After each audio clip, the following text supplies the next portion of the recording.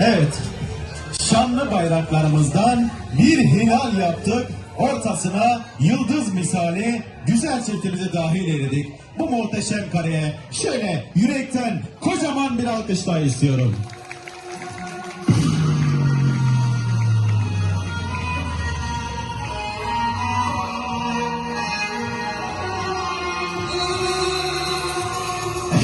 Dalgalandıralım bayraklarımızı. Şöyle şanlı bayraklarımızı dalgalandırıyoruz. Evet, gelsin müziğimiz.